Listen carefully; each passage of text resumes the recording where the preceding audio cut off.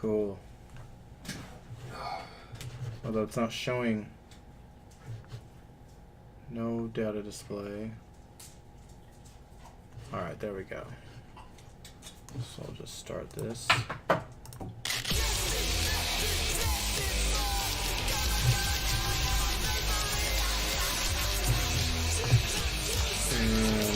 they actually put out like a backdrop here.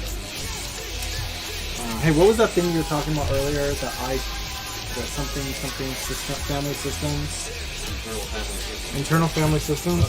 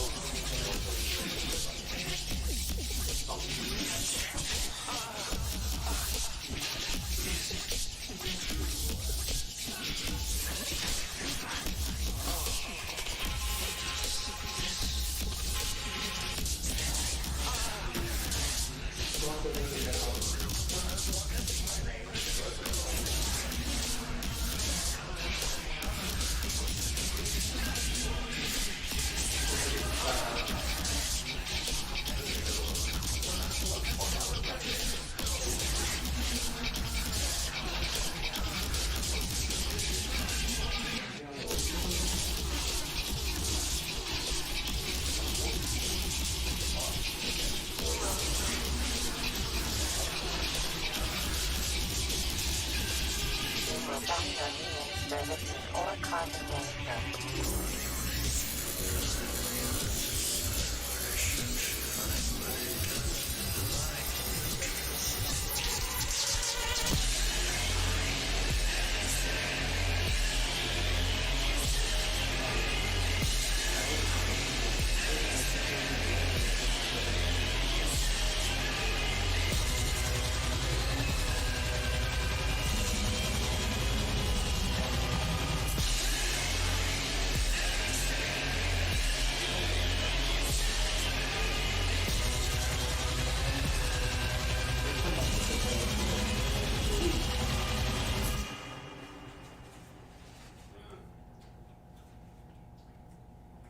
He would not take the money.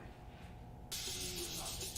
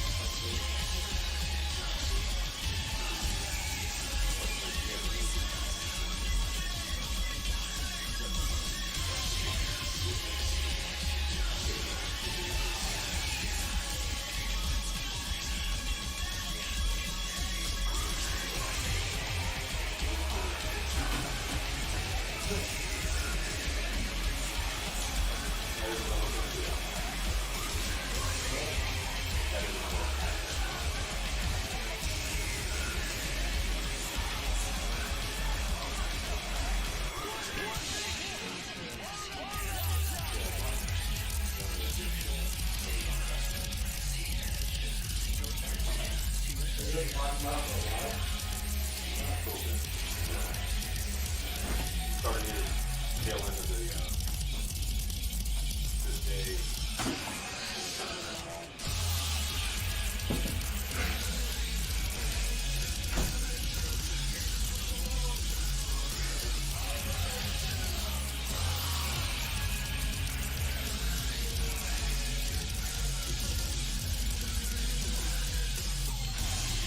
Well, I was just out taking my dog for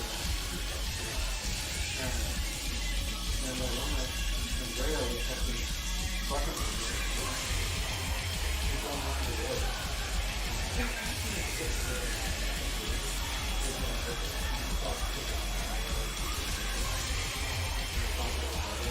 She just walked out of the way. While the young lady came out, she wouldn't come out. She started trotting out, talking to me. I couldn't go outside. So I went across the road. And I went and started picking up. Because I was like, I didn't know what I was doing. So I took off. And then I knew the song was still there.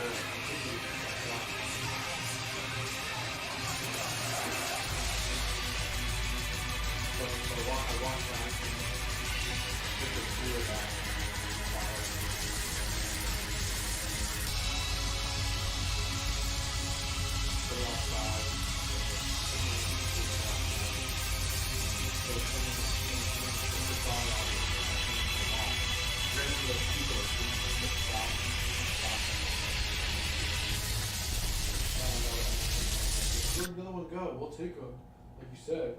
And I was like, no, I don't. I was like, it's too late. I don't want to walk back. Leave me a fucking alone. I'm fucking business.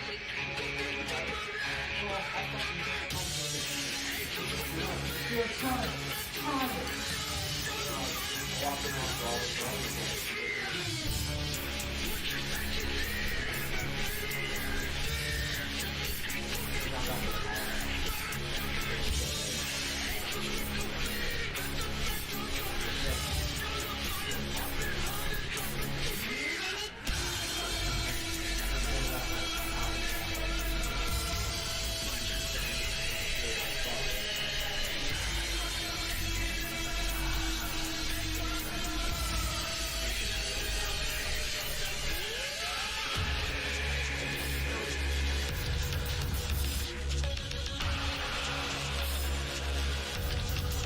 call the next one.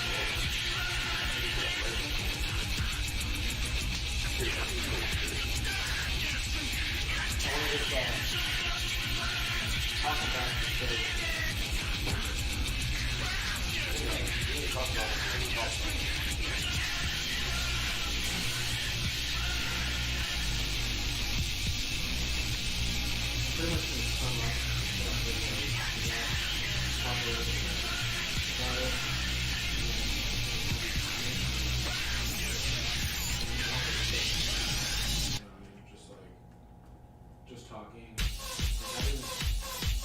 Normally I have a format where I like to present something, but this is like really, I guess that would be the first fine to talk about that.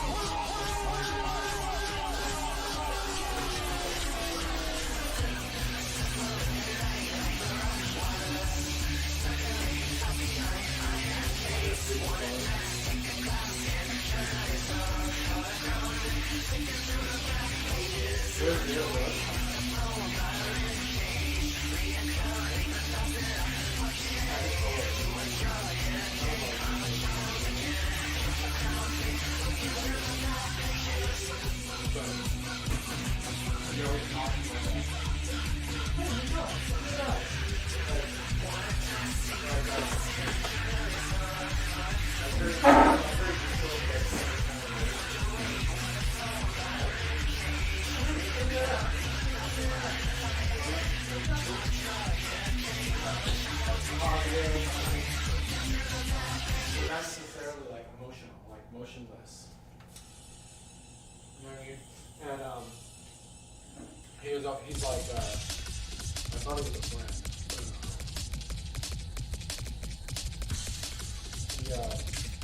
The other day, for some reason, I'm trying to figure out why. And he says that he's like, he says he's in this like,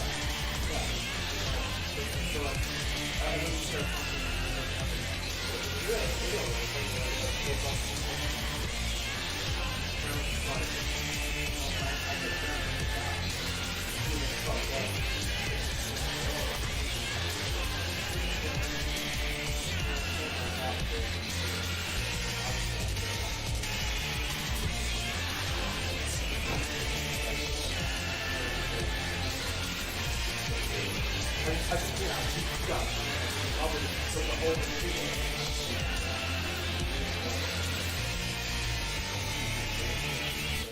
These discussions that like attack me and to try to like put me down, like, try to make me wrong, challenging all my beliefs like that, how to join in to like, you know, like sort of, oh, kind of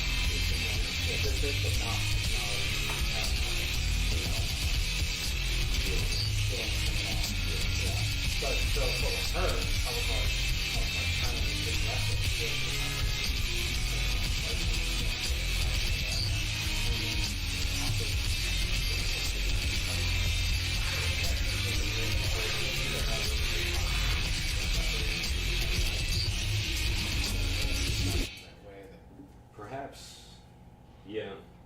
I imagine most people would want to like just let that slide and then so as you can. Most people would not acknowledge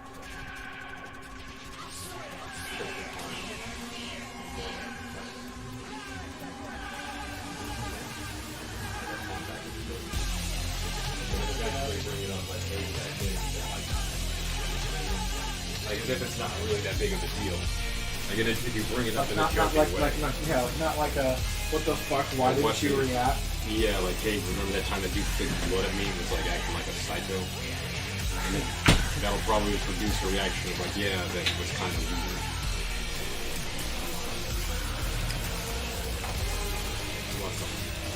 Yeah, sure. Actually, yeah. Okay, absolutely. Oh yeah, dude. Did I tell you what happened with Aiden? Aiden, the dude that broke the window. The guy that gave you the fucking shrooms. Yeah, such an odd situation. He gave you shrooms on the way out. Like, yeah. You know, you just did it, man. Here's 2 shrooms. Dude, he never fucking gave me shrooms. Oh, maybe I made a good impression. Okay, yeah. Just weird how you just brought him out. Yeah, as soon as you asked about it. Yeah. Did you try shrooms, by the way? Not in a full dose yet. I was hoping to do that again this month. So you just gave those to your girl or something? No, I'm still having that. Something physical with you? Yeah. Wow, so you're just stocking up. Why did you even ask for a shrooms then? I wanted to microdose them as well as, well, mostly to microdose them and then still have a a full dose. Yeah, exactly. Do you have your own buddy one on the road? Yeah, I got some sativa. I figured that would be Best for this. conducive, yeah. Okay.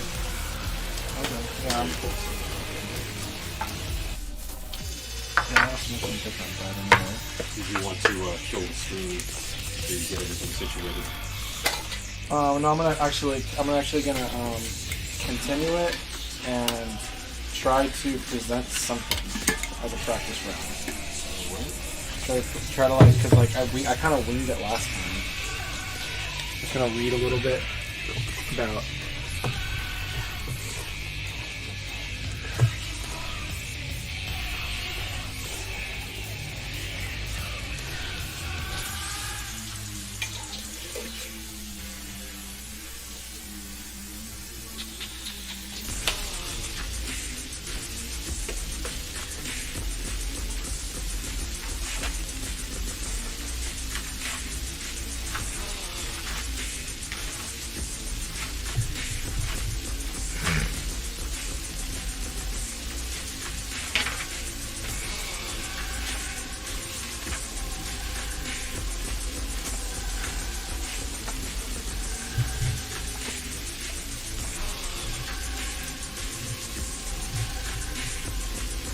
What's the date?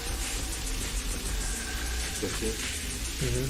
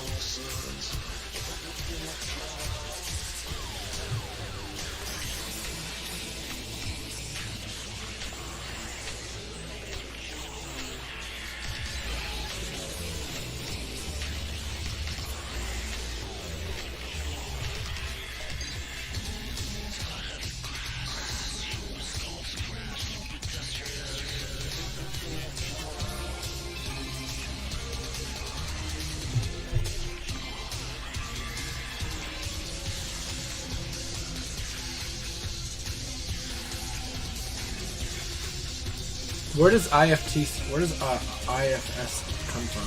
IFS? Yeah. The actual model itself was developed by one dude that was using it for therapy, but it is an amalgamation of ideas as far as I understand it. So it's not like purely his idea, he's taking it from other systems. Yeah, exactly. He's taking it from a lot of Jungian and psychology. The different philosophies and different aspects of psychology, and then melding them together. The basis of it is sort of intuitive, at least to me, in regards to like we've had growing up. We've had experiences where we've heard like the idea of different aspects of yourself being different parts or treating them as identical is one of the core tenets of it.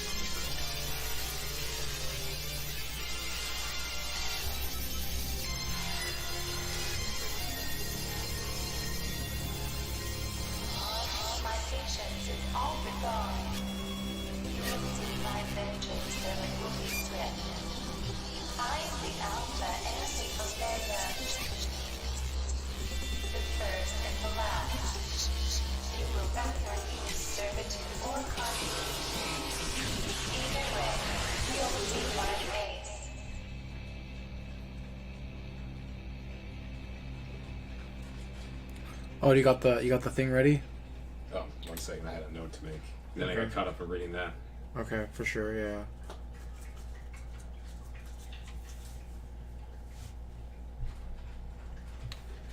Because according to the IFS method, where it talks about the protectors, the exiles, and the self, or the exiles, the managers, the firefighters. Mm-hmm. I wish I had known you were going over this. I would have brought the book.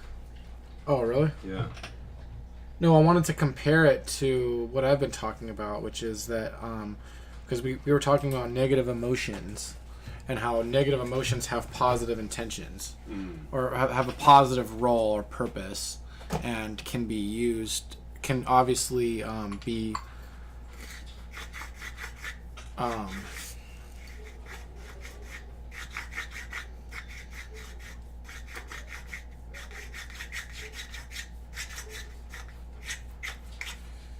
that the negative emotions can have toxic forms, even though there's a proper place for them. Like, for instance, we went over fear. How, well, really, what I wanted to go over was possession, right? Because like, you can choose to give yourself over to your emotions and then let them take the lead, when they should be a voice that has an important voice, like fear or like hate.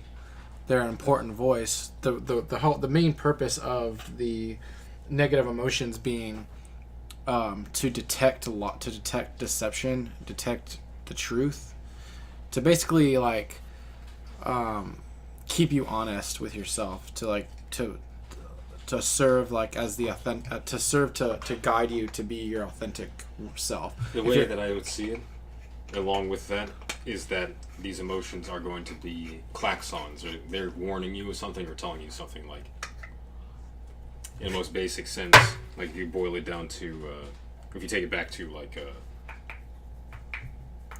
Cro-Magnon man or like caveman times, like fear. Oh, I need to get out of this area because there is... Yeah, for survival purposes. Yeah, and then it's been adopted more complexly into regular like human life as we've evolved and our society's changed. Or like, yeah, well, there's the super ego. There's the fear of rejection and isolation and exileness, being exiled from your community. Yep. You know, so there's like, obviously, and then there's this relationship to pain that I wanted to talk about, because it's like this is too much. This is like way too much. I'm trying to bring all of this together, okay? Because there's desire. This sounds like a multi-parter. Yeah, it's, okay, because there's the true self, which the internal systems talks about. You have to first connect with your true self. I think that the most authentic part of us is God. All right, it's like the divine spark or the source, like the part that's really us, the one that actually makes the decisions, that has the free will choice, is this divine being. All right, and it has real divine desires. It wants to be recognized. It has like desires and needs, but its needs are also... It has its needs, but it also has its desires, which is what it wants to accomplish, what it needs to accomplish. It's kind of the same. It's kind of tight on that, so Okay. careful not to... It's kind of the same thing when it comes to what God wants, or what you want as God, or what you want not as God, like as like the... I'm not saying you're the creator of the universe, but I'm saying like as the God of yourself, as the master of yourself, as the leader of the vessel, and the ultimate thing itself of whatever we are.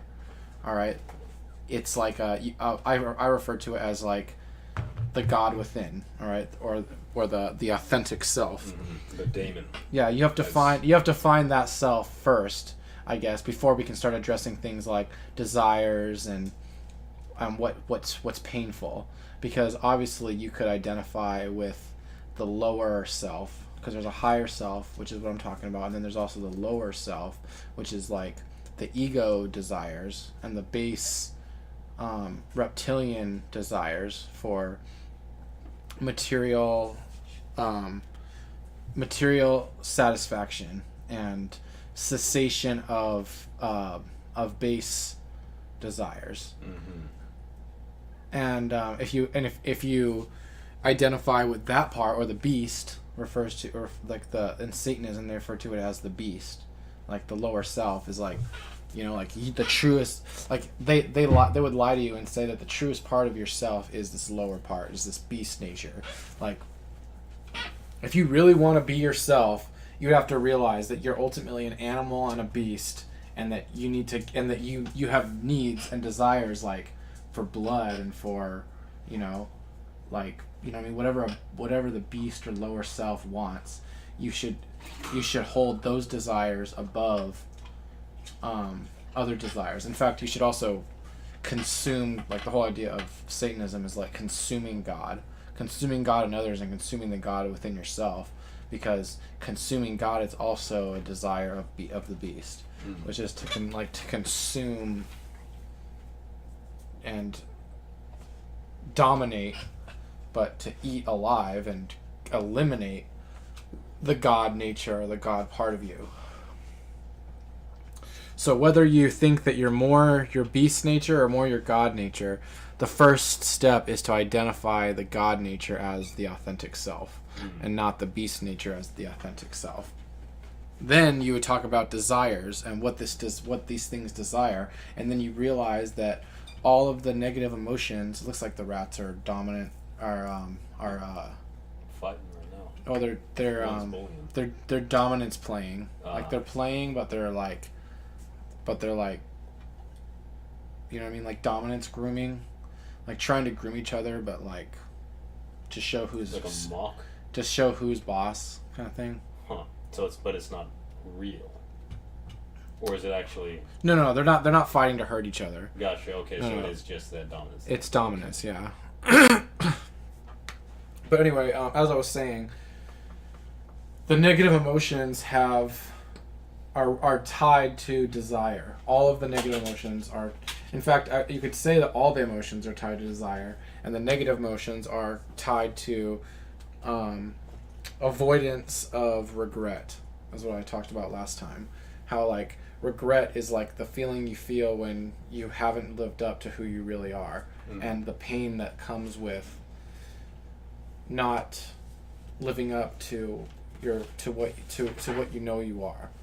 So you could say that regret is a sign that you are your God self, unless you can, because you can always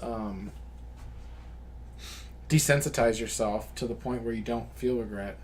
I guess you can desensitize yourself to everything. So Perhaps. So it's about finding out who you are, finding out what you truly desire, realizing that your emotions are there to show you what you want and what you don't want. The negative emotions are there to show you what you don't want. Fear, to avoid it. Hatred, to avoid it. What was the other ones we went over? Sadness, humiliation, or shame. These are all there to avoid regret, or to avoid pain, to avoid what you don't want. They're all there to show you what you desire. Okay? And then there's possession, where it's this idea that you can, or like what internal systems talks about, internal family systems, there's parts of you that are created from trauma. So it's like these aren't necessarily just emotions, like the emotion of fear, the emotion of hatred. This is like... Now this is more complex than emotion as far as I've read into it. Yeah, we're talking about subpersonalities of persons that developed out of trauma, or like for instance, if something traumatic happens, and a part of you wanted it to happen. For instance, even though you are hurting from it, part of you wanted it to happen, or they're just part. They're or like,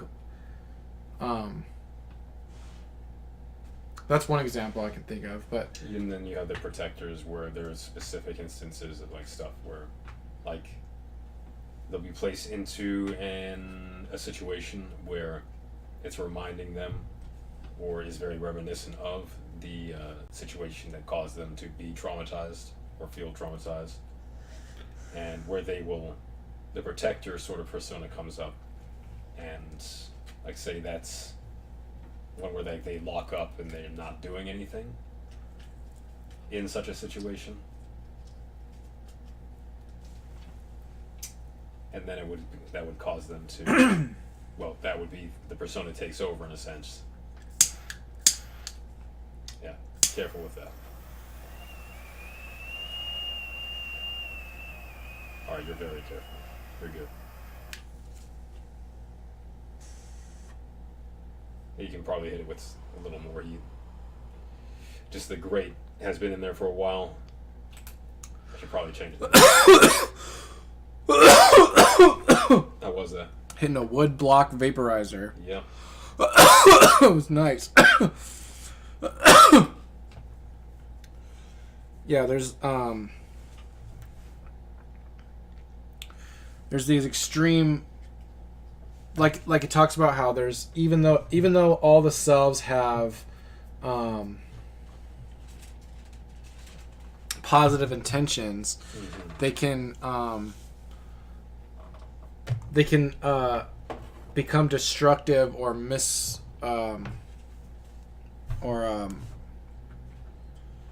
or disobedient. No, what is it? What's the word they use? They say,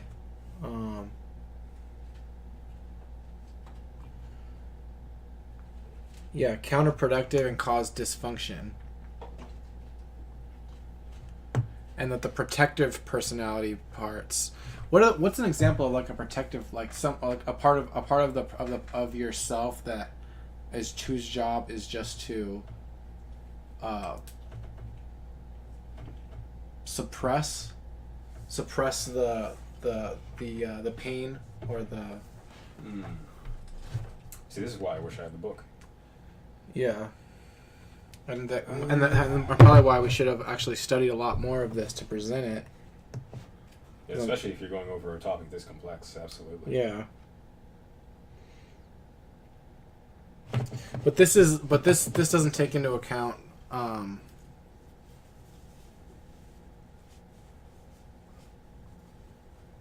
the emotions, because the thing that I was also trying to show is that like how the way I started last time was with Buddhism, but I didn't really do it very well. But I was trying to show how like Buddhism teaches that you should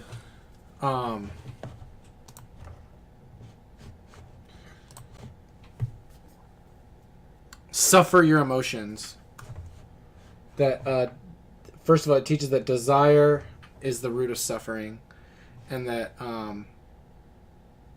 you should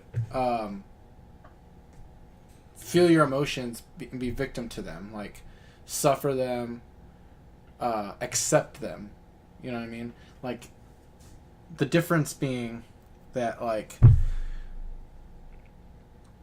Buddhism teaches that your job is simply to just feel your emotions and accept them, whereas what I'm trying to say is that your emotions, especially the negative emotions, and their job telling you what you're doing wrong, that you're doing something inauthentic, that they're like your anxiety, for instance, like when it tells you what like you're not doing, there's something you should be doing, and that you need to listen to them, and you need to like not just like you need to suffer them at first until they become like a good friend where you're used to it. You desensitize yourself to the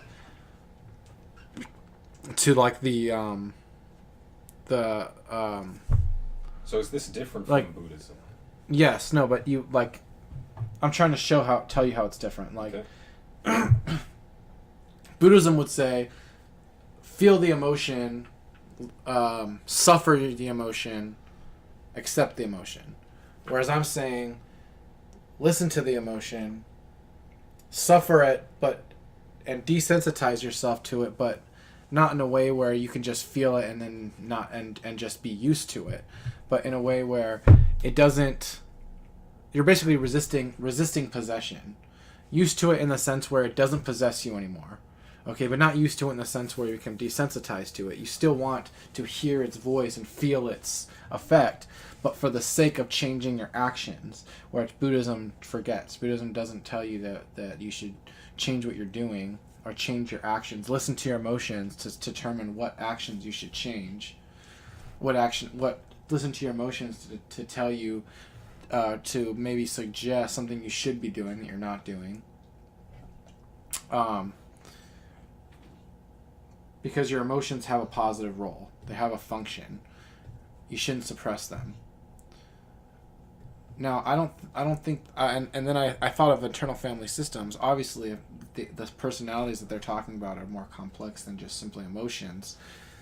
But it talks about how these personalities have positive intentions, but because of traumatic situations, and because how destructive they could be if they are brought to the surface, they're kept.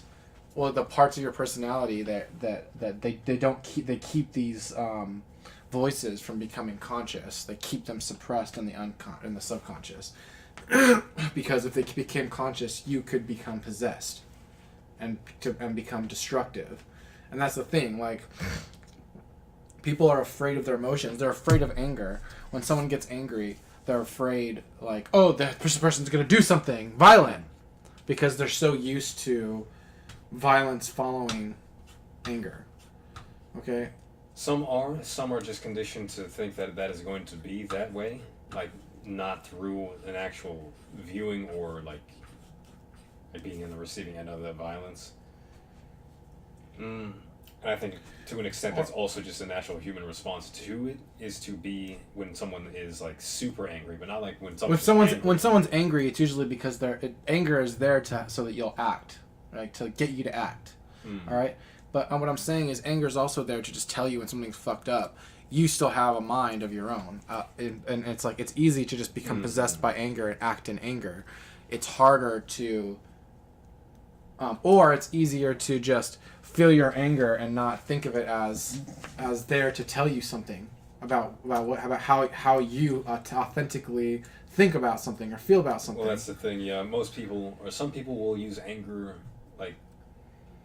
You have to think. One, is the anger justified? Like, I'm angry about something. What is this telling me? It may not even be justified. A lot of the time, it may not be justified. No, but the fact that you're angry tells you about something. It tells you something about yourself. Yeah? Yes. And you have to ascertain what it is that it's telling you. Why are you angry? What does that mean for me? Like, what would I... Like, say, why am I angry at this thing? What would I like different about that? And then you can ascertain, you can glean information from that. Would you be able to express your anger without being possessed by it? Would you be able to, for instance, like if you're in an argument and your beliefs are being challenged and you become angry as a self-defensive measure because you're angry you're fearful, you're choosing, usually people choose to express anger because they're afraid also. Like they're really afraid of learning that they've been mistaken and they've been doing it the wrong way. They get angry instead to try to like threaten or warn the person because they want to express themselves and saying, how dare you make me feel afraid of the fact that you're challenging my belief, and then show them with their anger that they know what they're talking about, that they've been right all along. You know what I mean? They're expressing their anger even though the anger's there. Some people say they might, but that doesn't necessarily mean, like, if you're in the situation of that person who's expressing your anger as like a back the fuck off, this is what I believe because I know what I'm talking about because I've been doing it this way for so long. You don't have to become possessed by your anger in that instance. You can still express your anger, but also keep in mind that your anger is there to tell you that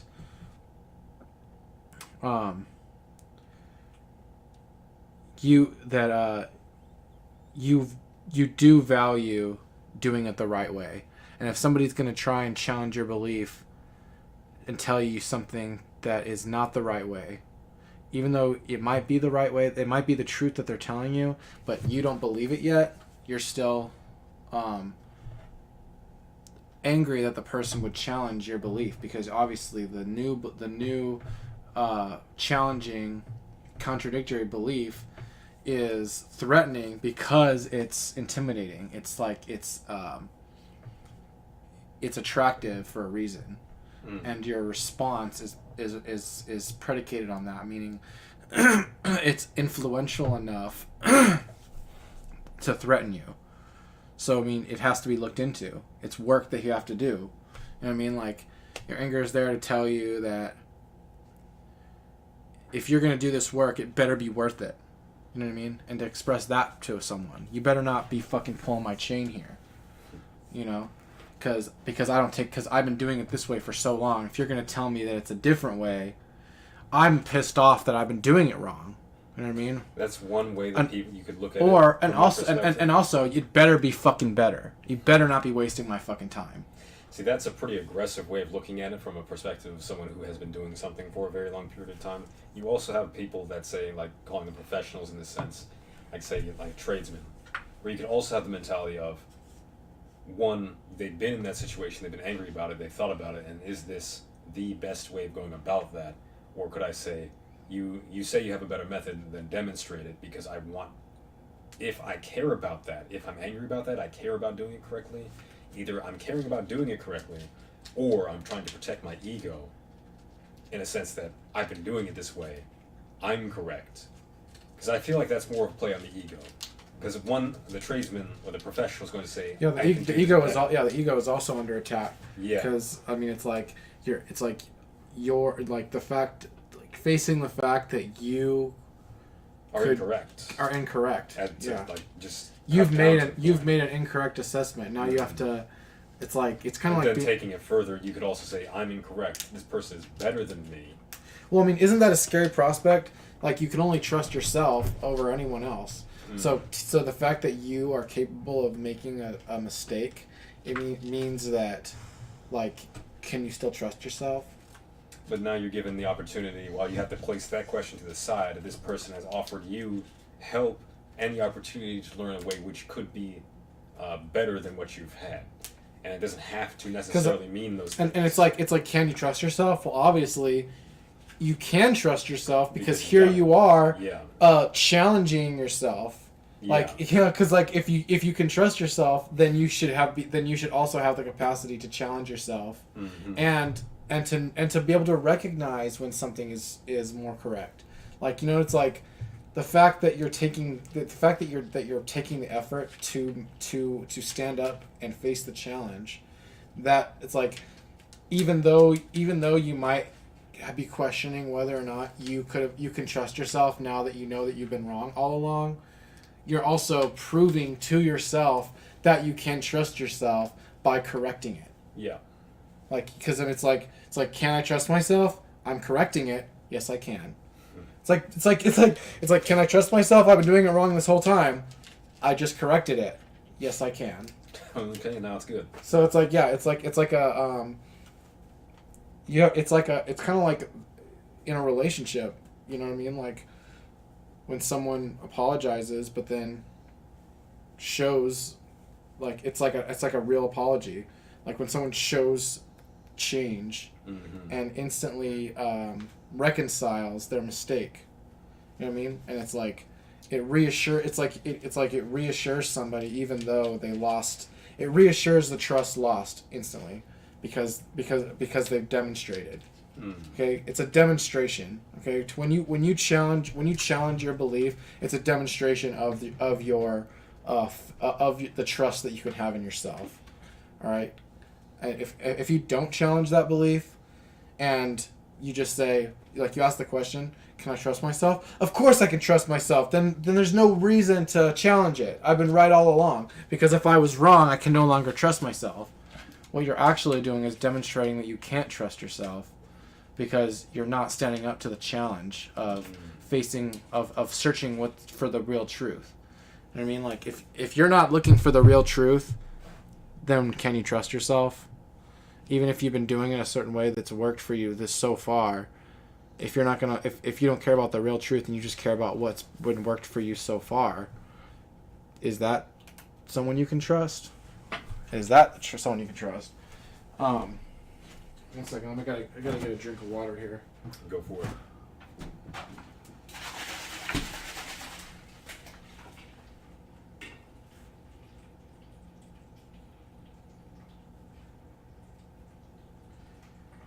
What I was getting at though was this idea of possession, where where it's like you have to feel your emotions to hear what they're trying to tell you, but you also have to not be possessed by them.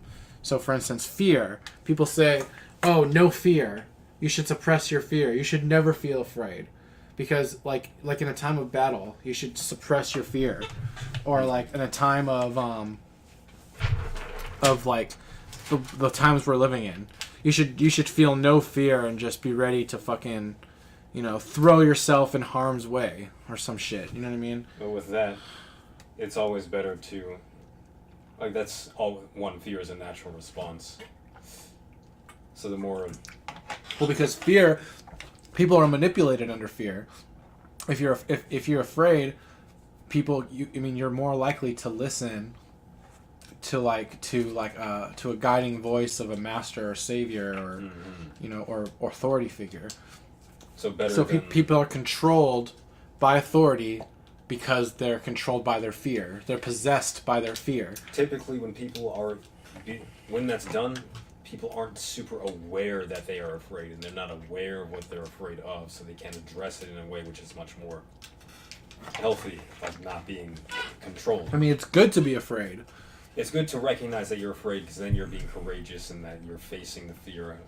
Well, I mean, assuming you're facing. Well, yeah, it's good. Well, your fear is there to tell you when there's danger, but yeah. But when fear is being riled up in you by somebody else who's manipulating you by telling you lies, so you're becoming afraid of what somebody's telling you, not what you see for yourself. Like if somebody came in and said, "There's a vicious coyote outside," and you have no. You haven't seen or heard anything about it, but because this person's telling you about there's a vicious coyote outside, you're being riled up by fear and being manipulated by this person. It's because you're not familiar with your fear. You're not familiar with the feeling of fear to the point where you can feel your fear but still have a mind of your own and be like, okay, I'm feeling fear right now, but at the same time, what do I have on the table? We have what evidence is there of this. You know what I mean? Taking into account of the situation besides just what your fear is telling you. Fear is grabbing you and saying, like you got like come on, you only have so much time to fucking deal with this. Like, you know what I mean? Like you're not capable of handling this. You need some help from somewhere. You know what I mean? Or like, you know what I mean? Like fear is telling you, like, you know what I mean? Like you're not. Whatever it is, like, it's trying to possess you. And you can either give into that possession, or you can just still feel it, but also listen to your other emotions. Like your emotion of hatred.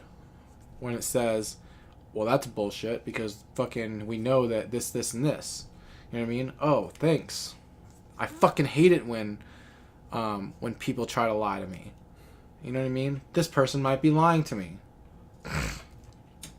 Your negative emotion of hatred is there to combat your negative emotion of fear. Really, when it comes down to it, it's like you have both of them, and then you also have your emotion of shame. You don't want to be, you don't want to make a fool of yourself and try to go do something. You know what I mean? You don't want to. It's like you have.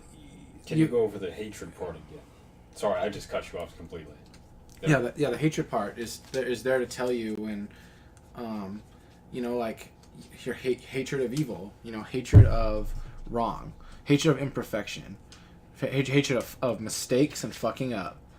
All right, so if you truly care, you fucking hate the wrong, the mistakes, the evil, and the deception. You know what I mean? You hate those things. Mm-hmm. So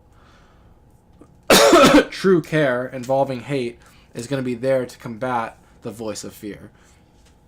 Now, where does empathy come into play with that? Yeah, well, empathy is a positive emotion. You have those too. But when I'm talking specifically about negative emotions, Is the role they play. the role they play really when the negative emotions is to avoid pain and to decipher the truth, or to avoid regret.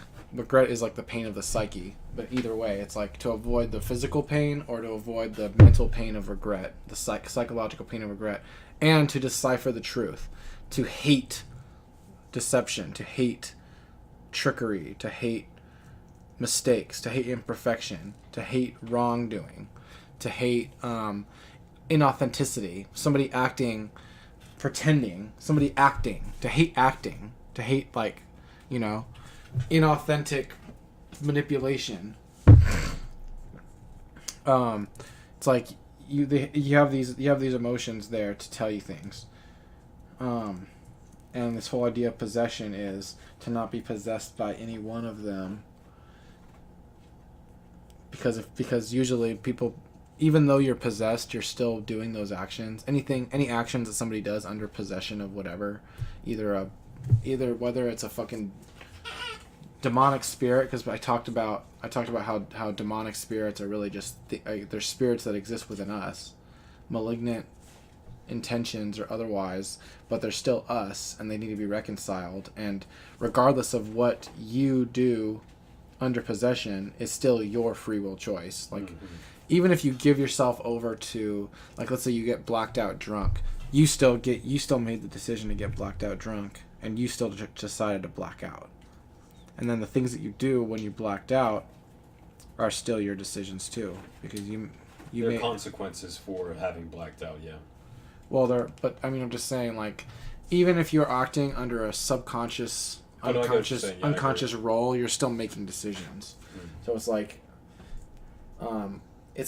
you can, under hypnosis, you can give control over to fear or anger or subconscious personalities, but and by giving yourself over to them, what you're doing is you're letting them whisper in your ear, and you're just getting into that emotion of obeying, like obeying the commands of whatever this is, demonic spirit, negative emotion, or suppressed subpersonality, or whatever. Like, you're still the one in the driver's seat. People want to forget this. Like, oh, I was drunk, or it was the alcohol. It was the blame it on the alcohol.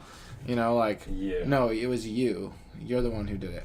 I would imagine most people use that facetiously, but there are many that do not. I mean, even if alcohol was there, even if you were blacked out drunk and you were subconsciously making decisions while alcohol was screaming in your ear, you were still making those decisions. Oh yeah. Even though you got into a trance of just obeying it without thinking. No, you still made ultimately. You were at one point in time salient, and then I was like, I'm going to do this action. I understand that this is going to happen. But, and I'm going to give control over to it, and if that happens, that happens. Mm-hmm. So they're taking responsibility for it in that sense, or they are, like, they're taking responsibility for it. And if they come to later... That's why I say possession, but I don't really believe in possession. It's not quite possession. I mean, it is, but it's like, it's using the word possession just for the sake of being able to determine, like, don't become possessed. Yeah. Like, don't become so influenced that you're just obeying without thinking. So your higher executive function isn't really, like, can never be possessed. Yeah. Your higher executive function can never be possessed. Yeah. You want to yeet me that brick? Oh yeah, here. Thanks. So yeah, the idea of possession. But then also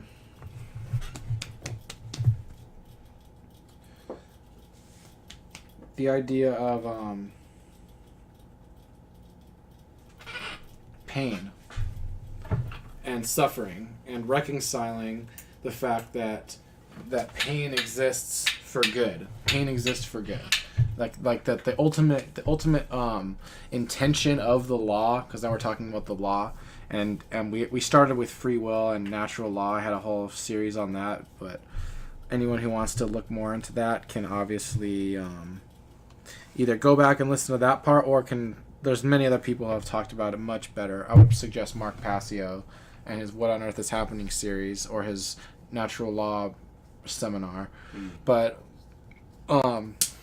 basically there's these two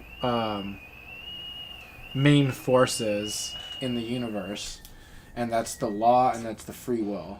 There's the law itself, which are the consequences of cause and effect, set in stone, dynamics, like causal, like it's causally determined by any action that happens. It'll always happen that way. That's how math works. Like this leads to this. But the thing that sets everything into motion, the first cause of all of everything that can happen, is free will, which is the chaotic element. Because there's each of us have our free will decisions, and then once we make those actions, then they're determined by the law. And then there's pain that exists because there's free will. There's our desires of what we want. There's our bodily desires, and then there's our ego bodily desires, and there's our higher executive function desires, or the God desires. And we want to try to make choices that are in non-contradiction with the whole self, where it's we make an action and it's not and it doesn't betray the desires of the body, and it doesn't betray the desires of God, or of the higher nature function. Hold on one second. Hey Mom, can I call you back?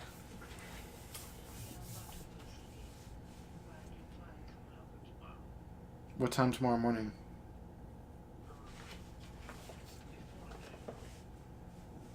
As early as possible would be better, because I want to try to leave for the grocery store sometime around 1. Yeah. So just come over in the morning. Or so just come over in the morning. All right, I'll talk to you later. All right, bye. How's she doing? She's doing good. I forgot to ask. I hope she went to dialysis. Could call her back. No, it's okay. I'll just ask her tomorrow. Hopefully, I think she did, but actually, I'm not sure if she did, but I hope she did. Anyway, so back to this idea of pain. That when we do an action, it has to not be in contradiction with our bodily desires, and has to not be in contradiction with our higher functioning God desires. And if it is, it's going to result in pain of some kind. It's either going to result in the psychological pain of regret, or it's going to result in the body earthly pain of physical pain. All right. Pain of the ego is I guess just like I would say super ego pain, like the fear of humiliation, or appearing inept to your peers. You know, like that's like the pain of the ego. But also just pain of you could say that the pain of the super ego is also the pain of the higher functioning God selves, because you're not perfect. It's like an imperfect action that you feel pain for, because the higher functioning God part is perfect, and when you make mistakes resulting in humiliation from others, that's also, so it's like you feel regret in both ways. You feel your super ego feels regret, and you feel regret because you made a mistake that wasn't you. Ultimately, it was an action that didn't represent who you are.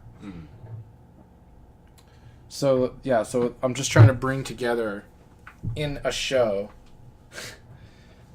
I want to wrap in the internal family systems. And we still have to talk about trauma in a segment about pain, because I want to talk more about pain and what let's see if there's anybody in the chat commenting. Oh, hey, what's up, Randy? What's up? You're still alive too. Yeah, the shadow work. The Jung calls it shadow work. Collagen. Yeah, you looking at the shadow and looking at looking at how you appear in the world, and then reconciling your actions and how to become more perfect and making less mistakes and being more of a reflection of who you really are, which is your God self, but it's also your ego body self. Because it's like there's also this idea of not holding one above the other, not holding the higher self over the body self, to see them as equal, to see that the lower self and the higher self are both equally you, which is kind of crazy. Like, because obviously I would say that your desires are more your God self, right? Because you were your God self before you embodied, but the idea of an ego is the idea of having, being one part, one person, is like, so like before you it's like, yeah, so that's what I'm saying. Like, they're both equally you. That's why you can't do things that are out of sync with one or the other. You know what I mean? You can't just fucking go and meditate in the mountains and fucking, like, you know, connect to God and just forget the fact that you have earthly desires and you have bodily desires that need to be met. You have to meet your body desires too. All right? And when you do certain things, you can't forget the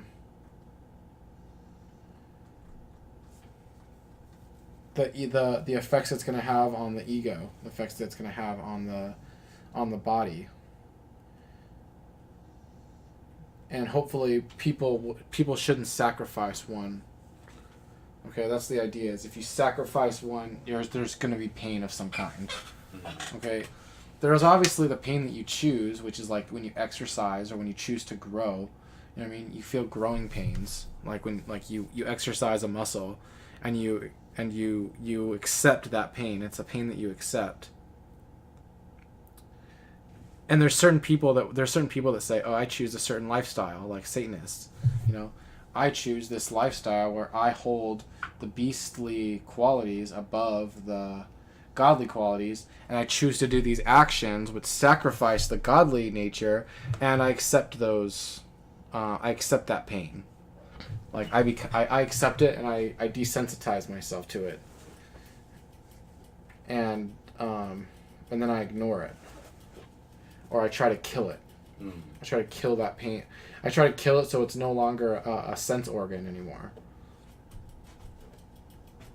But then you lose your ability to feel pleasure too. Don't forget, because, you know, the part of you that's God that feels pain at being neglected, or feels pain at being inauthentic, is also the part that feels pleasure at being authentic. So, you know, you kill the God part, and you're gonna feel disconnected. So this has just been a huge lecture again. I don't know how to do these shows anymore.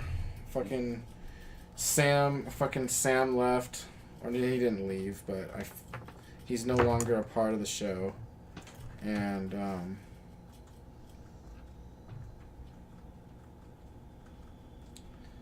I'm still working on myself, because I've transitioned into a new chapter of my life, and I still have to fucking get back to reading again. I haven't been reading very often as much as I was. Yeah, that's one thing I gotta get back to as well. Because it's like, if we're not like trying to still take in new information, we can't be trying to teach anything, because we're not students. If we're no longer students, we're not gonna be very good teachers. Hence, looking into the content. Yeah. Hence, fucking look at the mess that this fucking bullshit show is.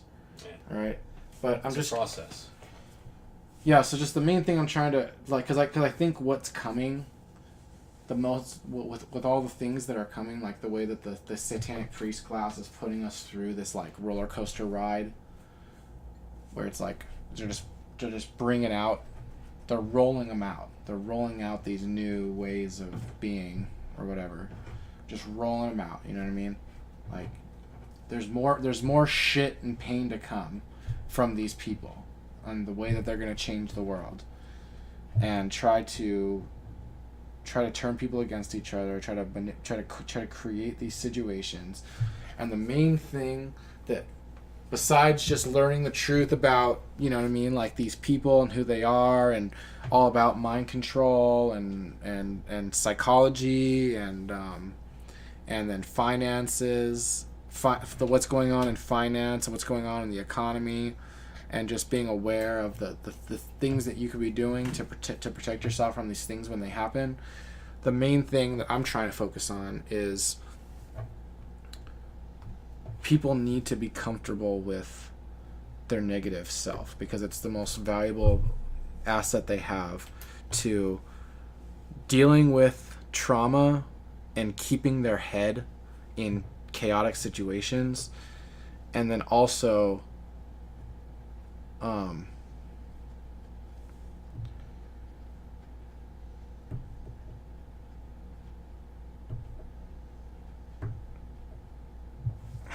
I can't think of the other thing I was going to say, but Thought lost. yeah, just being familiar with the negative self, because like I have the story where I tried a Prozac.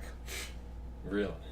Yeah, a friend of mine like gave me a Prozac. I still have another one too, and it lasts 24 hours, and for the first 12 hours it's supposed to be like where you have your hot. It's like where it comes on, and then the second 12 hours it's like fading, and it like suppresses all of the anxiety and all the depression. It's like an antidepressant, right? Mm-hmm. It suppresses sadness, anxiety, depression, and anger.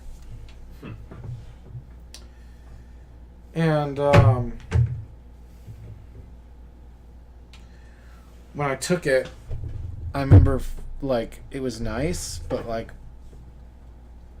I also felt like I was incomplete, and like some part of me was being held back and suppressed, which it was. Mm-hmm. And I felt uncomfortable because when the next morning, when all the anger and depression came back, it was like I felt grateful, and like it was the first time that I've just felt grateful for my negativity, because it's the thing that helps me navigate what the truth is. Like my hatred is the thing that's been the most honest thing to me. Like when you trust, when to truly, what I'm saying is the secret of how I learned how to truly care was listening to my hate. Your hate tells you what you truly don't want, and it tells you what's bullshit. There's a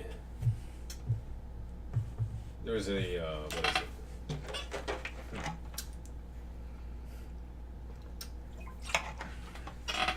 An exercise basically where it is taking that, it's like, what is it that you don't like, or what is it that you can't stand, and then ascertaining the opposite of that is finding what you care most about, what you'd like to work towards potentially.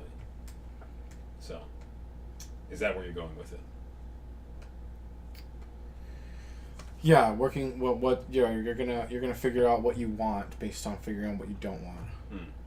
And or like, oh, and that's the other thing I wanted to talk about, was also like there's certain people who think that there's no such thing as truth, and that like people can be brainwashed to believe anything, or people just can believe anything. Like you can watch this over here and you can believe this, or you can watch this over here and you can believe that, and it's all subjective.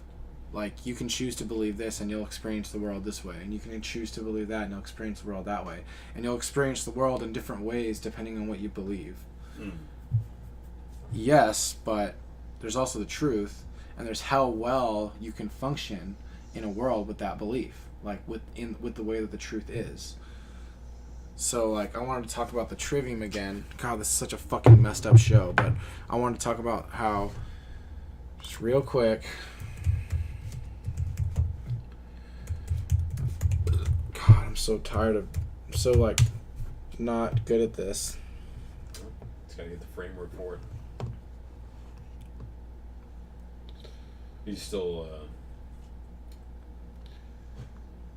It follows this basic pattern, okay? The general grammar, the formal logic, the classical rhetoric. Your grammar is the information you take in from your environment, and it's the discovering and ordering facts of reality. So like you can depend. So like your grammar pools.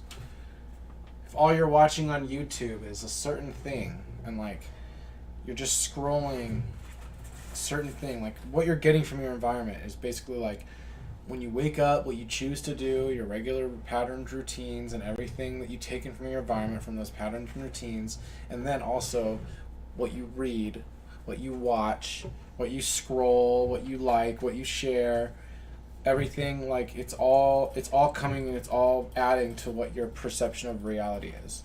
All right, so like there's this thing called confirmation bias that exists, yes, where you can just look for the things that, like, you think the reality is a certain way, so you look for certain things that,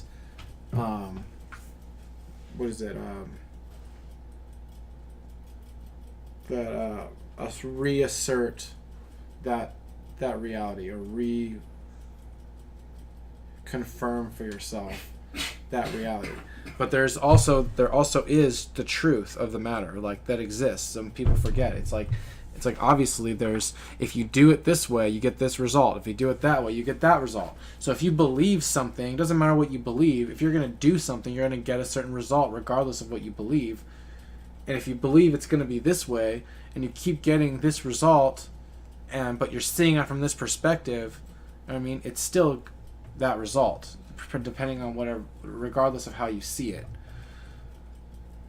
And you'd want your belief to be in alignment with what is, and not out of alignment. So like if something's happening, you want to know what's happening to you. You want to know what's causing it. You want to believe the same thing that's causing it. You want to have your beliefs be in line with the truth. So that's why you'd want your grammar pools of what you're getting your information, not just from your environment of what you're taking in from your experiences, but also like who you're following on Facebook and YouTube and Twitter. And you got to make sure that everything, like, you know what I mean, you don't want to be watching CNN or Fox News. That's a terrible grammar pool. These people are known liars. You know, you don't want to be watching Vice News. You don't want to be watching gatekeepers like Joe Rogan and Alex Jones. All right? You know, you want your grammar pool that's going to be telling you how reality is to be accurate. Okay? Because there is a such thing as accurate grammar and inaccurate grammar. So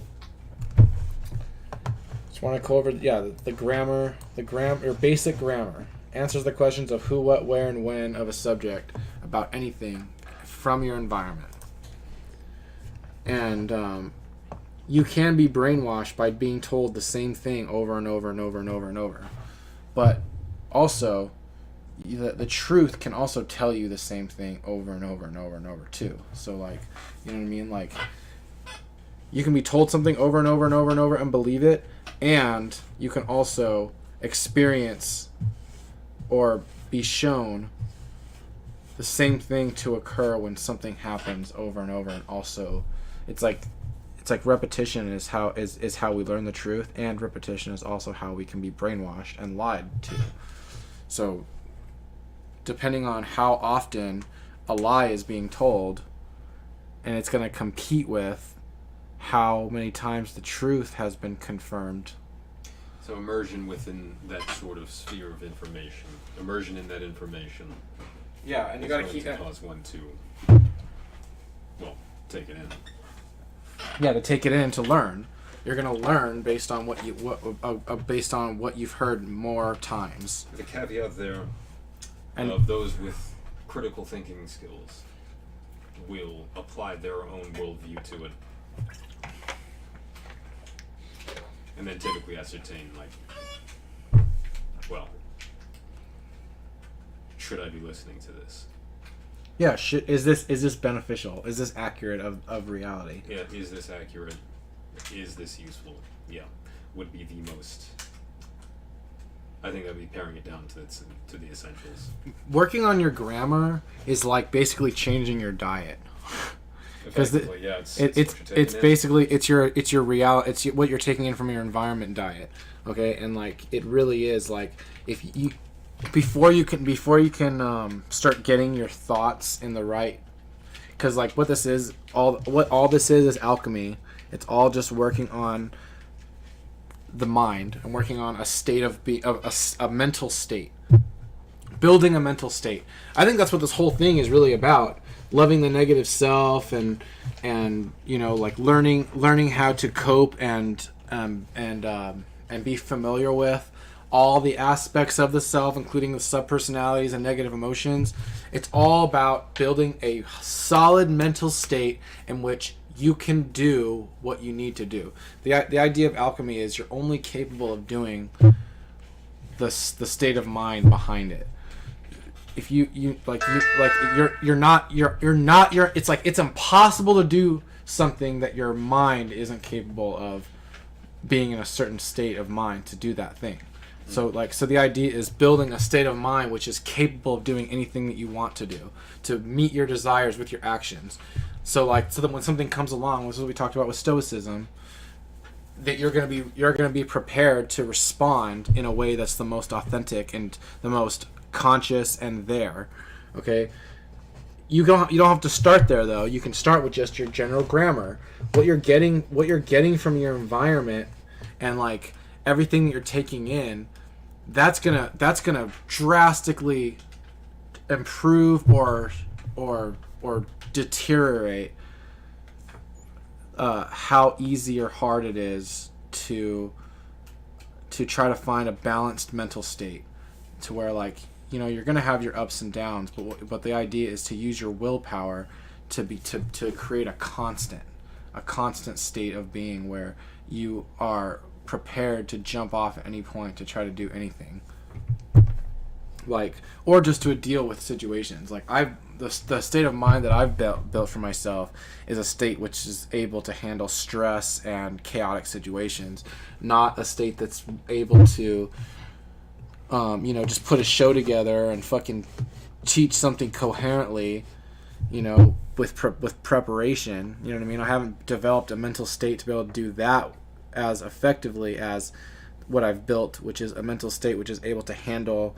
any chaotic or stressful situation and still maintain being myself and not become possessed or not, you know, lose control, so to speak, even though you can't ever lose control. And that's what I want to impress upon anyone here listening tonight, is that you can too build yourself a mental state to where when all the stressful things that are coming that are going to try to make us lose our minds, if you're familiar with these things like fear and anger and hatred and also like these, like, you know, like you've seen or been in these childish ways of being, these childish states of mind, you know, like the way a child would think, you're going to be able to recognize these things in other people when they come at you like this. And you don't have to be somebody who's going to mirror, like that's what we were talking about with Stoicism, back to Stoicism, to not be reactionary, okay? To always want to state what you want to be first and not like trying to up or compliment or like call and return what other people are trying to put out for you. Like your palette is your own internal palette. Your palette is not what other people are creating around you. And when the new world, when like, you know, when the government and the New World Order shit they want to create, when they start creating these chaotic situations where people are now like spewing out all this bullshit grammar that they got from their bullshit grammar pools. Switch over to the stream so you can see comments if you got any. Oh yeah, I do have some comments.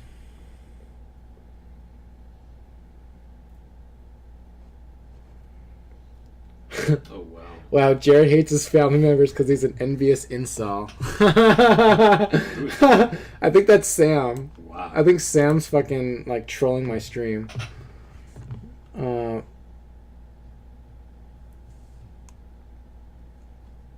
hi Sam. Hey Sam. Hope you're doing well. Yeah, you gotta have it an eclectic array of sources, as Mark Passio talks about. Like get your information from as multiple sources as you possibly can.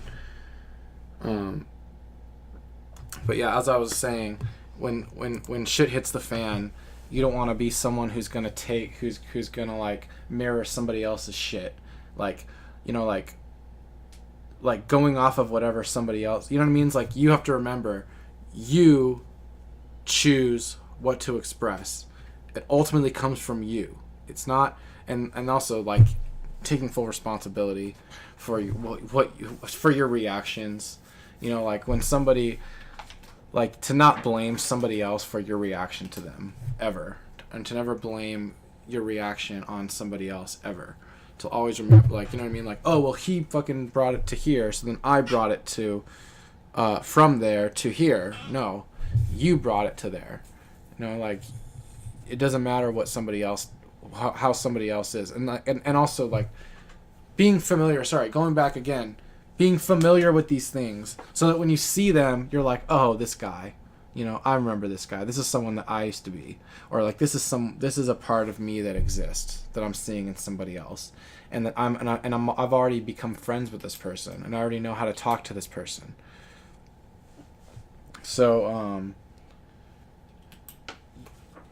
you know, like being yourself when everybody else is losing their mind, all right, and not losing your mind, keeping your mind when everyone else is losing their mind around you, because you have a source of internal relations with yourself, and you and by doing so, by having this familiar relations with the parts of yourself, when it pops up in others and the way others address you, you're already well versed in how to address and deal with these different personalities and types of people, where you're not gonna be reactionary.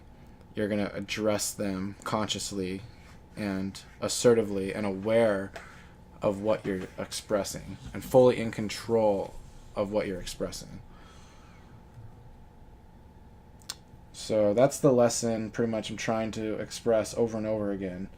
I really hope that that people don't ever say quit being so negative ever again, and that they'll value negativity. When somebody's complaining, okay, you should be grateful for people who you should be grateful for complaints. All right? Like, you know, like, you should be comfortable with complaints, okay? Constructive criticism is typically the good part. No, but even complaining, though, like when somebody's just incessantly just complaining about everything, it's just seeing the negative about things over and over and over, complaining, you should be so familiar with this inside yourself that you're used to dealing with this, that complaining doesn't bother you, and you can laugh and look at it as a, you know, as an exercise of just like how funny it is to hear complaining coming from someone else when it's usually coming from inside of you, you know, and like, you know, like that's just one example, you know what I mean? But like, you know what I mean? Just valuing and appreciating the negative voice within you, so that when you hear it coming from others, it's not this thing that's like, you know, like, or like, I'm either gonna suppress you, or I'm gonna try to humiliate you and put you down, or I'm going to react aggressively and try to intimidate you. You know, it's like, this guy, this familiar friend, you know, and that's how people like that, who are level-headed and are familiar with with their own demons and their own immature or negative personalities, and love and value them as important voices, not to be suppressed or intimidated or put down. And again, I'm going to talk about the concept of the return of the suppressed as the oppressor, which I should have probably mentioned earlier. When you do suppress these things, usually they come back with a vengeance, or like when you intimidate, or in internal family systems, it talked about how you first have to gain permission from the protectors in order to address the exiles, right? That's really interesting. The protectors being the parts of you that suppress and punish. So you have to It's as if to take away the nomenclature from it, it's getting permission from yourself to go there, so you're not you're opening yourself up, you're making yourself vulnerable to yourself so that you can work on that aspect, is how I'd interpreted it. Yeah. And also, and that's another thing too, is punishment. Punishment and discipline is another thing. Because if you, the head, are, the God part, the soul part, if you are the one that ultimately makes the decisions for all the selves that are inside of you, you know what I mean? Because it's like, imagine what it must be like to be a passenger inside of yourself. You know what I mean? Like, who doesn't actually have the reins. Like, all of them want the reins, but none of them can never really have the reins. All they can do is be closer to your ear, whispering in your ear what you should do. But ultimately, the one with the reins is the one who makes the decisions. So all the aspects of the self, you have to be also identify with and say, what must it be like to be a passenger, to never really have control, but to be there and exist regardless. You know what I mean? It's like, it's probably terrible, but it's also like, you're here for the ride, so how would you want to be treated? You know what I mean? So you as the head have to address and treat the passengers, and then you as the passenger have to address the head. Okay? And giving agency to those pieces. Yeah, exactly. And as one as the other. You have to play the role as both of them and realize that's how you you have a relationship where it's okay, you have to make sure that everyone's fed by making sure that they have their say, and that they all get equal amounts of attention, because it's if you neglect one of them or not let them have their say, not take, you know what I mean? Well, it goes back to what you were saying about being authentic. That would be them getting their say. Would be you understand what each of these pieces require, what they're trying to do, past their if there's any pieces that are working as not intended or working in a way which is not helpful, and then you once again ascertain what it is that they actually want to do, or what it is that needs to be done, what their role is, and then you act authentically towards that, and everything's Gucci. Yeah, authentic meaning perfect. But because there is a right way to do it, and there's a wrong way to do it, and the wrong way is to, well, then I have to ask myself, the difference between punishment and discipline. Should you discipline the passengers? Should you punish them for them to learn their lesson of it's like if you gave possession over, you're the one, it's you have no one to blame but yourself. For you to give more influential power and become quote unquote possessed by whatever, and then whatever smaller passenger or sub personality or negative emotion, and then blame them and punish them when you were the one who ultimately gave them control in the first place. So it's I don't see, I think that I I'm trying to ask myself, because I can see like how to a child, right? It's sometimes you need to punish them, right? Like because you have to show them that like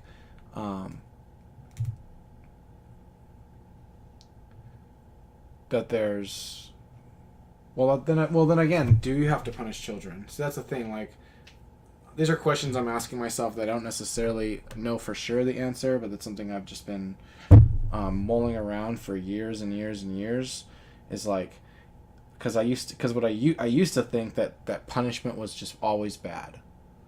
Like no one should be punished, and then I keep confusing the relationship that you have within yourself and the relationship that you have with children or like as a parent, because it's not the same at all, and it's kind of fucked up when people try to treat children as if they're passengers of their own subconscious or something. You know what I mean? Like, because your kids aren't you, okay? No.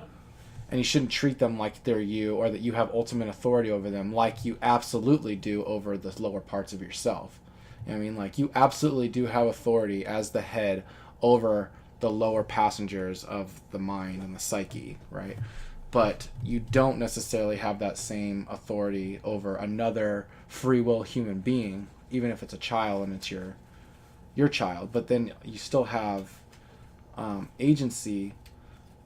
You still have responsibility where like you're their protector and guardian.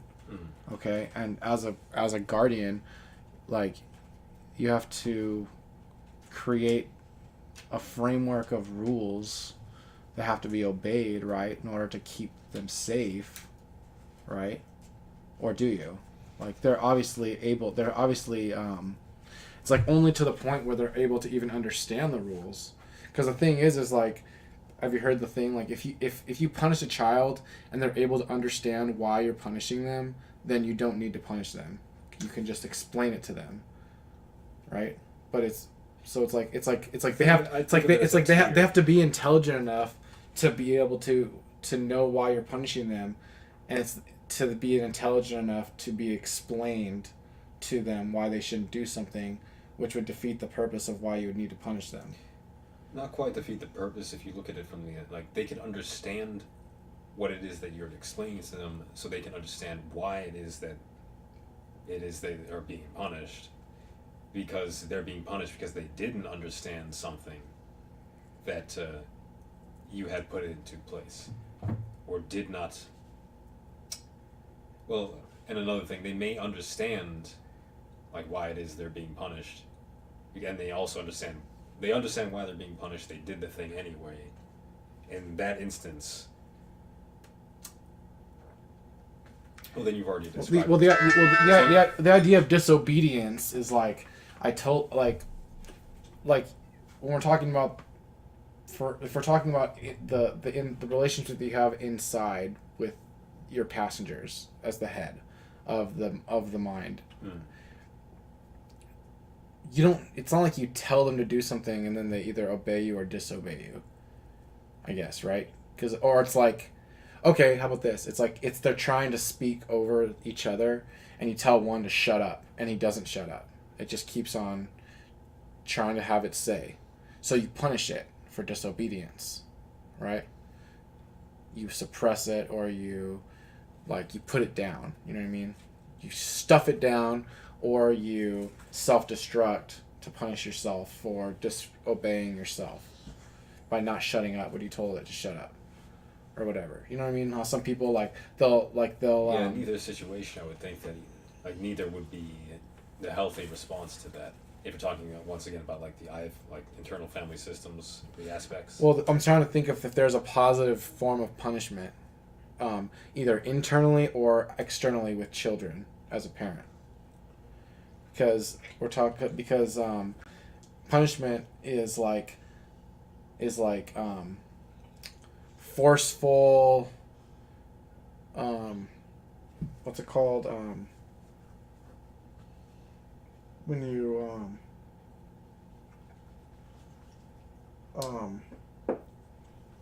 what's it called when you? It's like Like, what's the aspect of it? Like, what's a portion of it you're trying to The describe? word I'm looking for is like when you maintain a course. You maintain something's course. But I'm trying to think of the right word. But like Maintain course in relation to... into living right.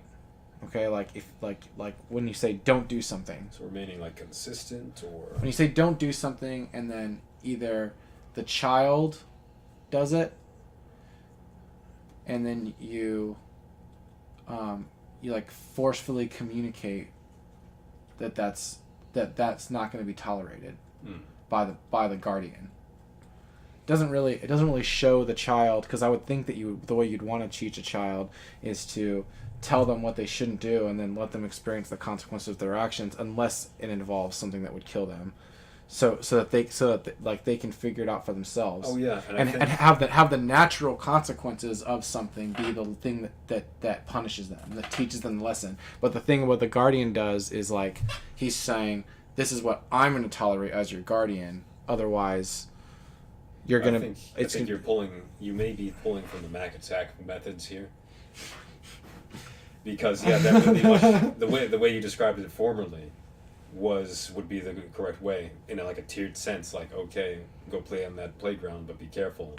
And then they're gonna go play, but they're gonna fall off, like land in the wood chips, get hurt a bit, and like, well, you weren't careful. Look what happened. But you don't want to like, hey, do you want to fill out this tax form for me? You're like 5 years old. Just kind of do it, but don't make any mistakes. I show you how to do it in this hour, and they're fine. Oh my god, that's such a terrible example. I don't even know how to respond to it. I don't think it's terrible. I think it's showing a dichotomy. It's showing the dichotomy of the tiering of like asking. So you're saying like asking them to do something versus telling them not to do something. More so, you've instructed them as like, okay, here's what I know. Here's my knowledge on the world. Here's like what you can absorb at your level of understanding for your age, and if you go against that, then there may be some consequences, and then past that point, like we're on the same page for like that's the way to go, yeah, like that's an ideal. You would want them to learn the lesson by avoiding the consequences of the guardian. But hopefully, but usually I don't think punishment works, because all it does is it teaches the child to avoid the punishment and not to actually avoid the consequences of the action. If they've been taught, if the guardians do going about it wrong, that is the consequence. I think that is the outcome. But I think with proper, because the idea of punishment is like saying like, it's like. Punishment has to do with the relationship to the guardian. Like the guardian's like I'm not going to tolerate this, so I'm going to do this extra thing to you if you inconvenience me in this way. You know what I mean? Like don't like when we're crossing the street, you're going to hold my hand. Well, if you don't hold my hand, you're going to be punished, because I'm not going to tolerate you not holding my hand. Well, here's the thing then. So the guardian's done something wrong in that the punishment, ideally, if it's going to be doled out, it is for the child. It's not as like an action in response to like the guardian, as you described it. I feel like it's like the guardian's ego. Well, no. Well, I mean, it's inconvenient for it's like the child may be able to cross the street without holding the parent's hand, but it's inconvenient for the parent because like. It makes it harder to protect him. Like obviously, like you don't have as much control to be able to pull your child out of the way of a vehicle that he doesn't see or whatever. He's small. Mm-hmm. You know what I mean? Unless you're holding his hand, you don't have full control over protecting him. You know what I mean? So it's inconvenient, even though it's not necessary. It's not necessary to hold his hand. It's inconvenient to protect him unless you are. I would think. So it's like it's not an ego thing. It's still about the child, but it's not necessary, because obviously you don't need to hold the child's hands all the time for them to be safe. It's only in the instance that you would need to protect them, but you don't know when that's going to happen, so it's more convenient to just have them hold your hand all the time. You know what I mean? But it's like when they're crossing the street, until they can understand that is the case. So then I think you could remedy that or at least, like you're telling the child, like, okay, hold my hand. And he decides, oh, I'm gonna run. I'm gonna not hold your hand. I'm gonna run 6 feet away from you, and like just walk near you. And then you have to ask, why did they do that? So the guardian could ask, hey, why did you do that? And it really comes down to... He's just playing. He's just like, he's just obnoxious, or she's just like feeling like hyper obnoxious, and just wants to see what'll happen, right? Wants to like push the boundaries and see what'll happen, you know, what children do sometimes. I mean, so it's like... And that's the tricky part of it, is then how do you go about that while still like... Oh, let's see. And it all has to do with the way that you treated, with the relationship you had within yourself first. But with punishment, it's different, because it's like, I don't think there's any purpose for punishment internally, but I'm not sure if there's purpose for it externally if you're dealing with children. Like, if you're dealing with somebody that's not you. It has to be proportional for both the age and the infraction, even and if the infraction is actually an infraction. So one has to like, so you take it like your sense of, okay, if they're going to like get killed, they're going to get mowed over by a car. So that's a good intention with that, because it's purely for the safety of the child. Well, I mean, you could say discipline would be like, you like, all right, well, I'm not gonna hit you or forcefully spank you or anything, but I'm going to like, all right, well, you just earned yourself a timeout when we get home, or like, you know what I mean, you just like, you know what I mean, you just earned it. You're gonna spend an hour in your room, or whatever, or like, no dinner for you, right? It's like they call it discipline, but it's still punishment. That's why I just use discipline and punishment interchangeably, because it's I don't think they're interchangeable.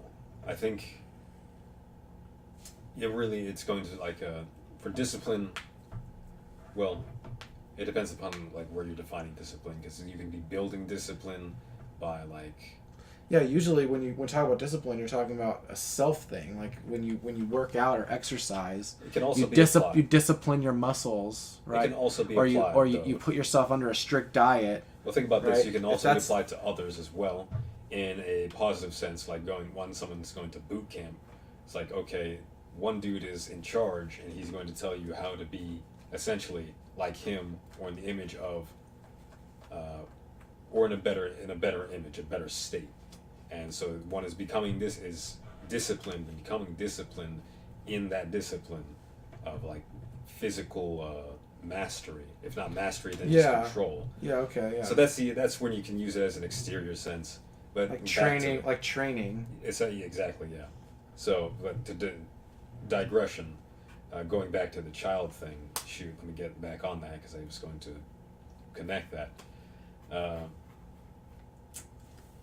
You can apply that to the child as well, but it has to be done in a way where it's, one, life boot camp, it's something that's going to benefit them ideally, or is going to be at least memorable, and then fitting of the consequence, fitting of like the action.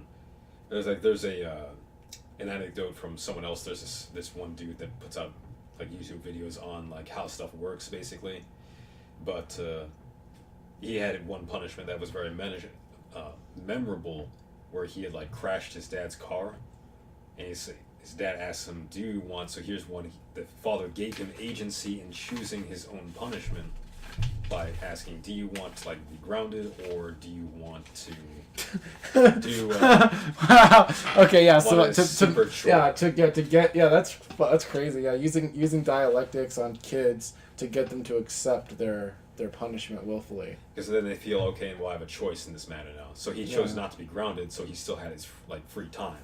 So he felt, okay, I'm not something's not being taken from me here. I'm choosing to give this freely.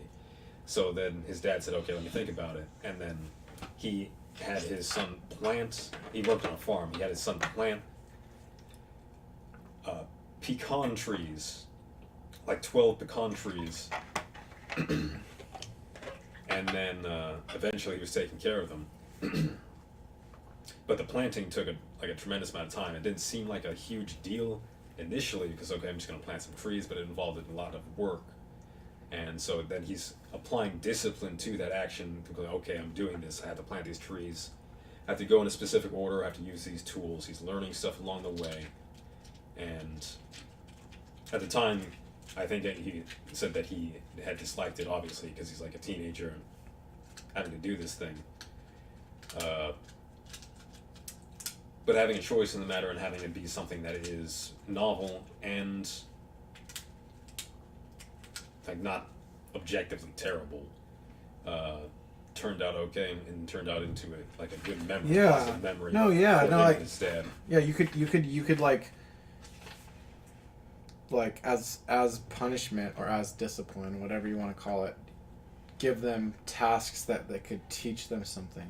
Mm-hmm. Yeah, for sure. That's like good parenting or something. Yeah, that is good parenting. Like you're gonna plant some trees and learn how to plant trees as punishment, and we're gonna do it together, and we're gonna bond over it too as father and son. So that's how you can do it. Yeah. Darn, I don't want to do that again. I'll make sure that I don't do that again. Otherwise, make sure not crash my dad's car, and the next time, because then or else my dad will turn it into like a whole bonding experience again over it. So well, that wasn't so bad. Let me just crash this car again.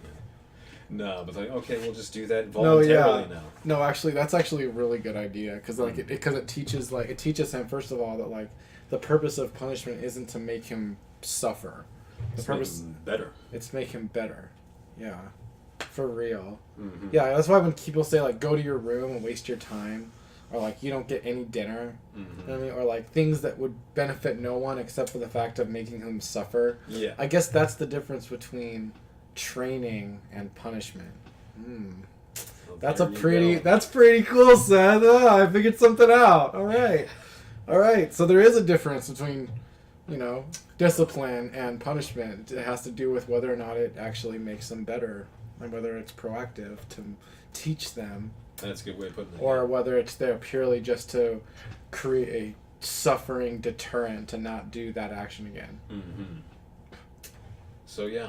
Because it's like punishment wouldn't really even teach them. All it would do is teach them to do is to avoid getting caught. Mm-hmm. So to use punishment as a means to teach them something new is like, the reason why they would probably mess up in the first place would probably be because they were neglected.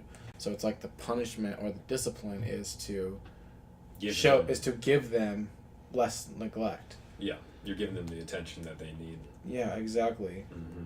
Huh. So in that sense, can you apply that same method to the internal family systems, to where like if a part of you won't shut the fuck up when you're telling it to, or like is trying too hard to try to influence you and possess you, and you're having trouble with this part of you, maybe there's undealt with trauma and that would essentially, I think, be it, because that is the crux of that method. That's what it's supposed to be trying to do, and in this to discipline these lower portions. Well, for that, I think it's a bit different because you're not applying segments? Discipline to it. Because in the instance that you had just mentioned, like there's a part of you that just won't shut up. So one is to listen to what that part is saying, and then understand what that part is saying, and then see how can is there some unmet need that this party is like yelling about? Is there something I'm doing that's causing this thing to yell, or is there something I'm not doing that's causing this thing to yell? And then finding out, and then either stop doing that thing or start doing that thing. Yeah, essentially, yeah, and then reassessing, is that okay? Is this part now like it's a completely different process altogether. The process, because it's like the process internally is an experimentation. It's like diet. It's like I'm gonna eat a little bit of this and see how it makes me feel. Mm-hmm. Oh, okay, that's interesting. Okay, well then I'll either eat more of that or I'll eat less of that.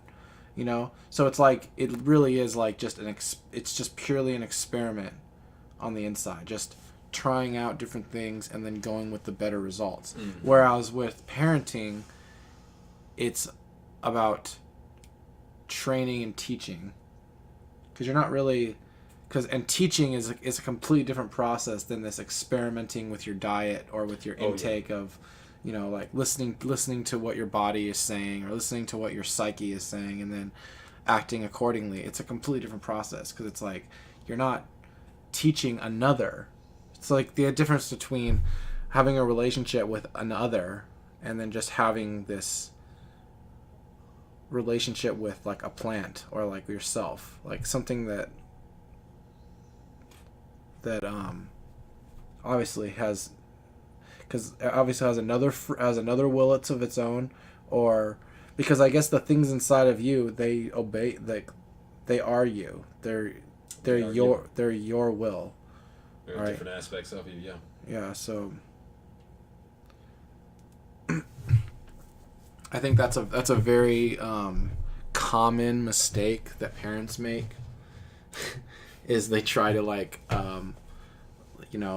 treat their kids like they treat themselves as an extension of themselves. Extension of themselves, yeah. It happens probably a lot.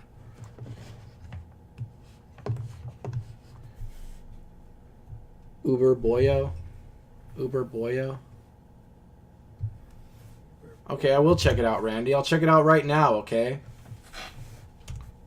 Because, I mean, this show is pretty much almost over.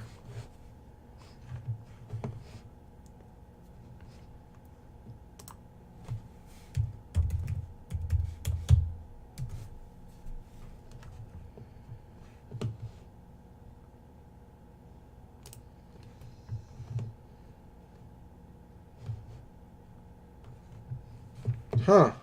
Boyo alert. How? Interesting. All right, I'll check out his stuff. All right, Randy. But all right, guys. Well, it's the 2-hour mark. Do you have anything else you wanted to add, or like, this isn't really like a real show. I would say it's more like a spitballing session. Yeah, spitballing session, because I still have to get back into reading. What I think I wanted to read actually was I was starting to read C.S. Lewis, The Problem with Pain, but then when I was reading it, he just kept going back to like the relationship to his Savior. So like, you know, like I don't know how valuable that could be actually. I mean, I used to really like C.S. Lewis, but he's a total saviorist. But he did have a good point to make about how pain is ultimately good, because it all has the intention for good, obviously. Because like what causes pain is the thing. Like to know what causes pain is to know, and to know how to avoid pain is how to create good. Jerry Seinfeld put it as like, pain is a void in understanding being filled very quickly. Like if you stub your toe on the side of a bed, that's a void of knowledge being filled in a painfully quick manner. Yeah. I think he's put it the same way Lewis does. Well, and it's like, yeah, and it's like the antithesis of pain is goodness, or the antithesis of regret is authenticity, I guess, or just goodness, you know. Because I think that the God is ultimately good. The God within us is ultimately good, and that since we experience pain in the way that we do, the purpose of pain is ultimately for ourselves, for the good of ourselves. That's something to be paid attention to so that we can grow.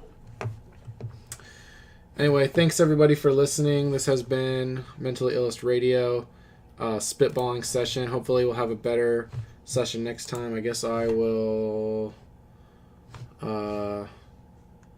play you out with the Vivian Girls.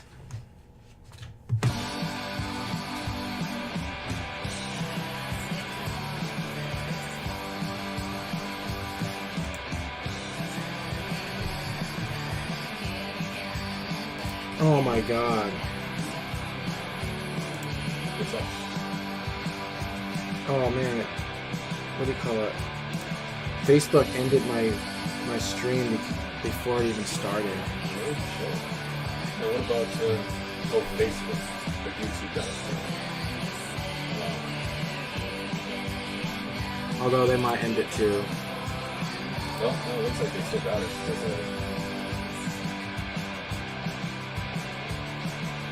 your mic's still on.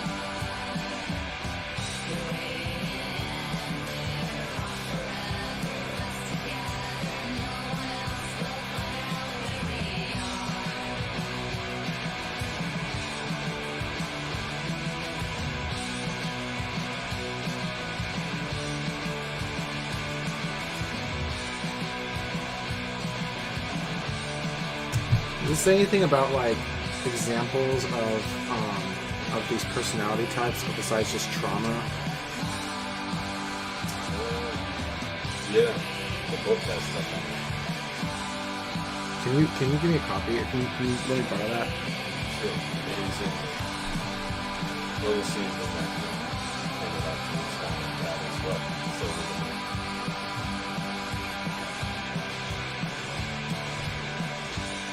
you may be able to find it, yeah.